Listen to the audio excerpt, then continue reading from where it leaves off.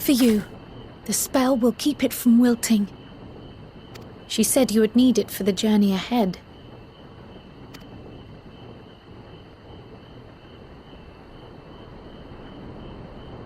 Will you speak with her now?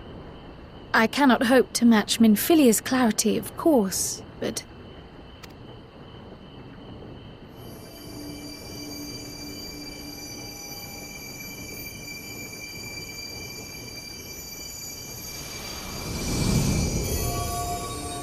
Thank you.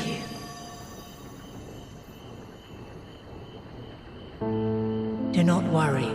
She has lent me her body for only a moment.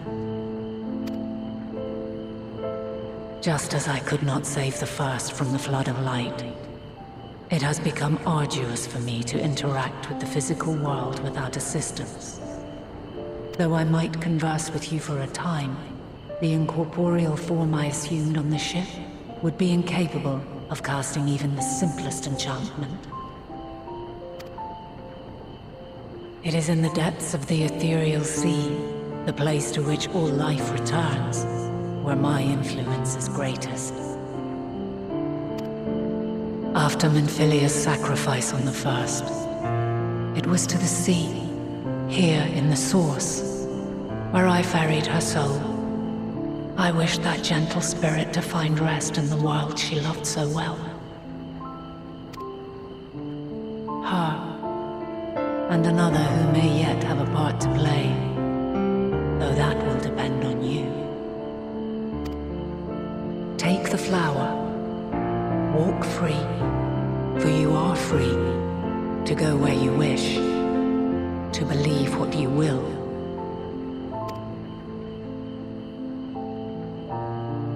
That bloom will be your guide, test and proof of your conviction. In darkness, seek joy, surrender not to sadness, and see beyond despair. Walk free and bear the light for others to follow. Together, raise it aloft and let it shine till the end, blinding and radiant.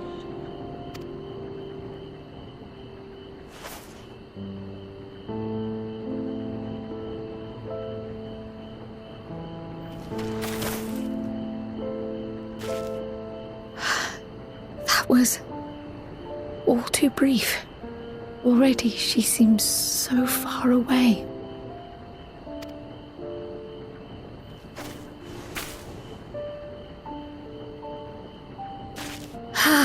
My apologies if I startled you. Ever since we began our descent into Labyrinthos, I had sensed another's will, straining to reach out.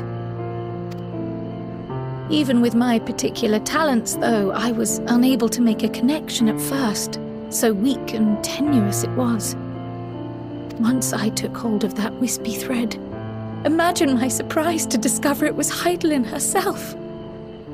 Needless to say, it seemed wise to learn what we could before letting go.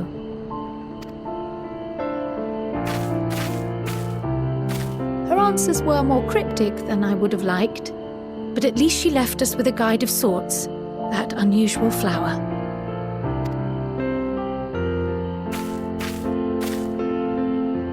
Yes, we are definitely making progress. You can't be serious! We've done nothing wrong!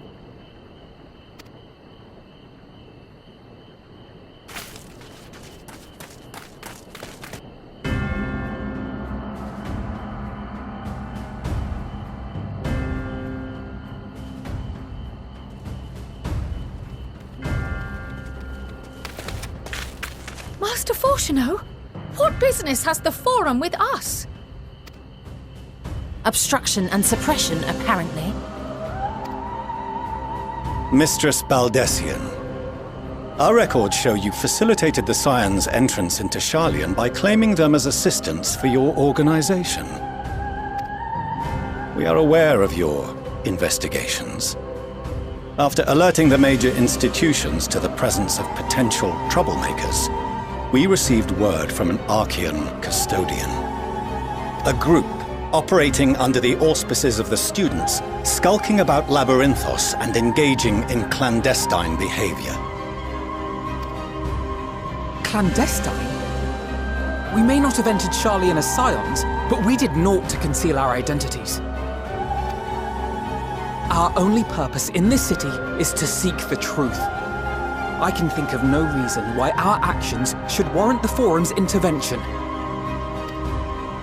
'Tis not our way to discourage the pursuit of knowledge, but the timing of such pursuits must be considered, not to mention their potential impact. With the world in chaos, we, the true caretakers of wisdom, have committed ourselves to an undertaking that demands the utmost discretion. And we will not risk its success by turning a blind eye to disruptive foreign elements in our midst.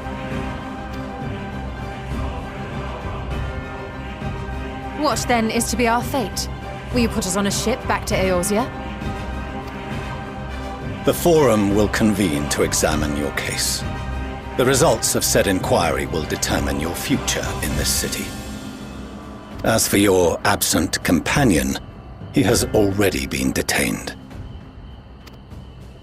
Graha! But why? Is reading a crime now, too? Reading is encouraged, celebrated even. Not, however, of the volumes shelved in the restricted section of the library.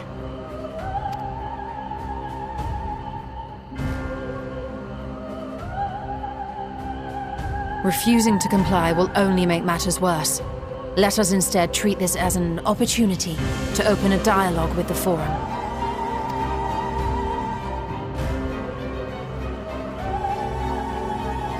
Silence is often one's best defense. I would advise against prolonging the proceedings with frivolous discourse.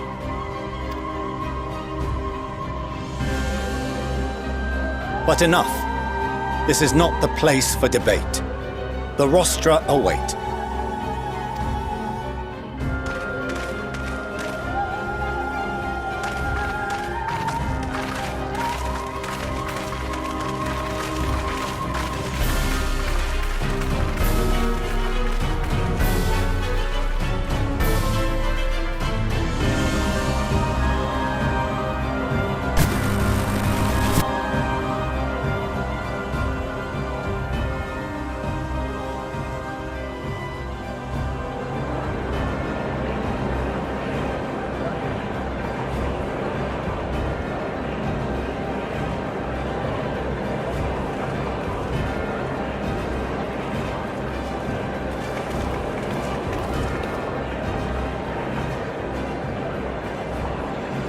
Forgive me. I was careless. We would have been detained regardless. This way, at least, we managed to stay together. I trust your time within the Forbidden Archives was well spent.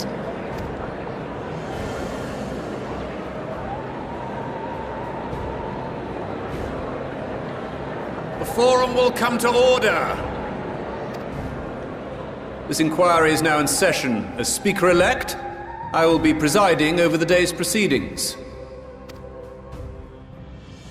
Master Fortuner, would you be so kind as to restate the matter which compelled you to summon your colleagues with such urgency?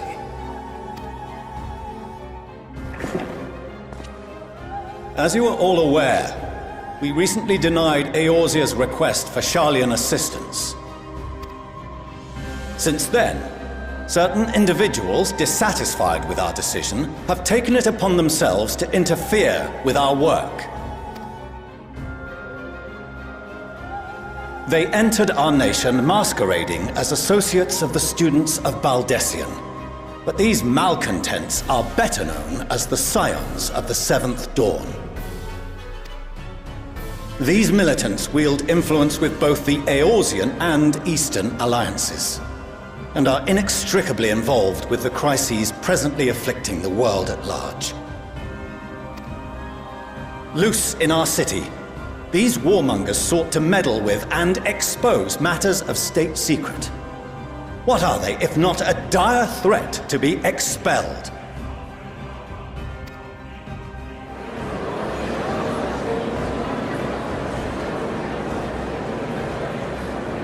You have tarnished the good name of the students. Galuf would be ashamed.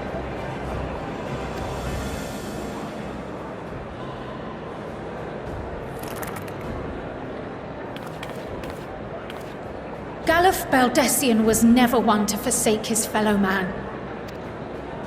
Even if this nation closed every door and retreated from the world, he would have found a way to help the Scions, help every soul of this star fight back against the coming doom.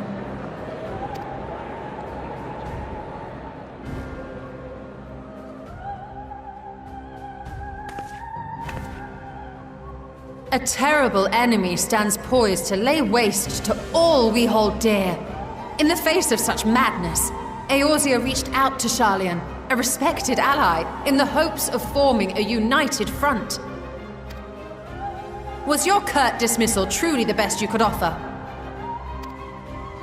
Or are you so preoccupied with your momentous duty of an age-long past that even the end of the world is unworthy of your attention?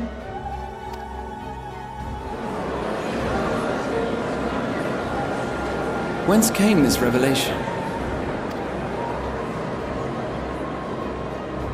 From the mouth of a Forum member within fortuitous earshot. Then it seems your findings support my own.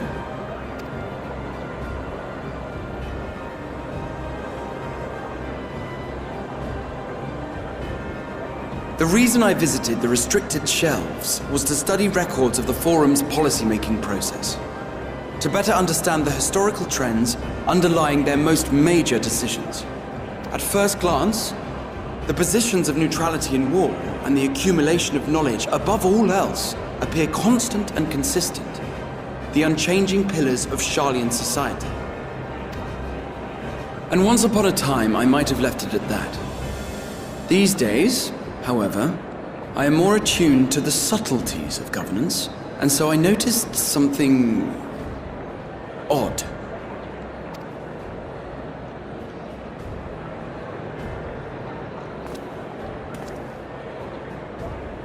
From a particular point in time, the purpose of these policies shifted.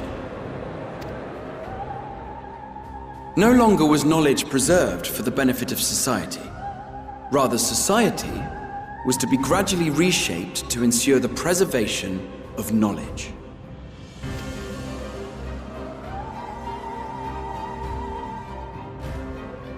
The most conspicuous and telling change was the one which befell Labyrinthos. Once little more than an oversized storehouse, an enormous allocation of funds saw it transformed into an advanced research and archival facility. I also discovered a fascinating account on the finances of our Dravanian colony. The settlement attracted students from far and wide, and the connections and tuition fees thus acquired were funneled into further improvements for the archives. Now, there is no question that our nation's progress is tied to the acquisition of wisdom. Nevertheless, the vast resources diverted for this purpose borders on the obscene. But returning to the matter of when, our change in course appears to have been made some 270 years ago. The very same period when Sharlayan scholars in the hinterlands began a formal study of the ethereal sea. You found something, did you not? And whatever it was, gave rise to your oh-so-important duty. Mind your tongue, Archon. If you had seen...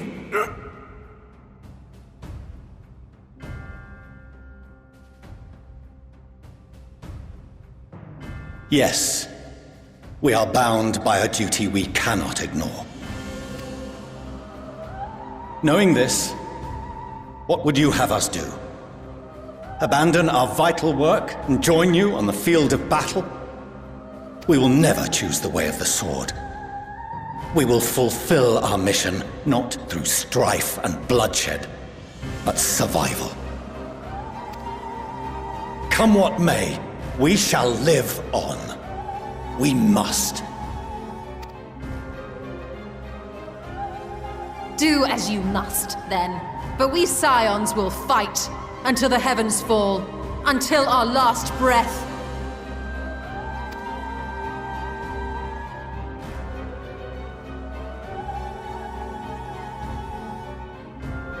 Such misguided zeal.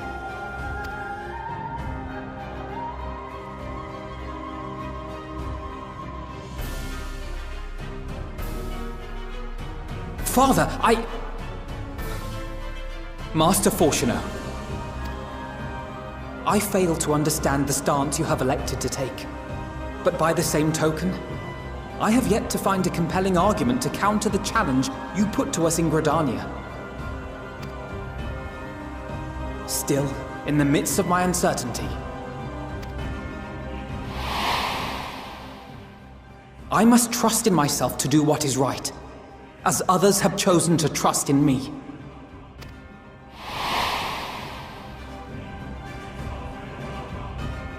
So I will continue, as I always have, weighing the consequences of my every action, and allowing my hope for the future to inform my decisions. That's quite enough. Have you all forgotten the reason for this assembly? Skolok Monteshane. He's the head of the studium and an old friend of my grandfather's. Honestly, every discussion devolves into some interminable debate. Terrible habit. Let's return to the topic at hand, By their own admission, these Scions have resolved to fight alongside the Eorzean nations against the doom which swift approaches. But there exists no evidence of an attempt to incite our citizens to do the same. Furthermore, while our decision may well have been the correct one, we cannot simply bull our way through these disagreements without inviting doubts or objections. Put yourselves in their place. Who among you would leave a tome unopened if an elder forbid you read it with no reason given? Now, if we're to quell further discontent, then we must conclude this matter with a fair and even hand.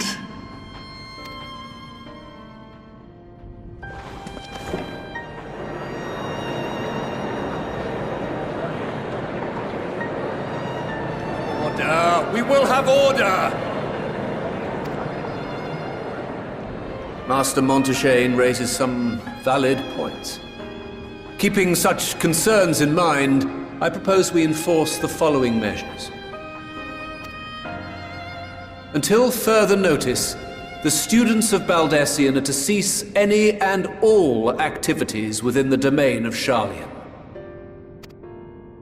You will also refrain from any further investigation into the Forum's decisions and duties.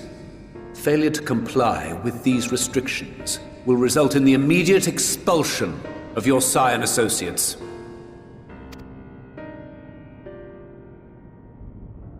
Let us put this judgment to a vote.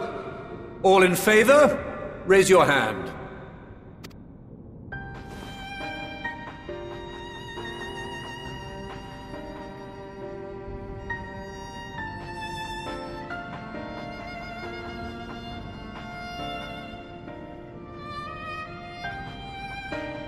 I count 51 for and 48 against. The proposal is passed. Students, Scions, you have heard the Forum's judgment. Pray abide by it, or face the consequences.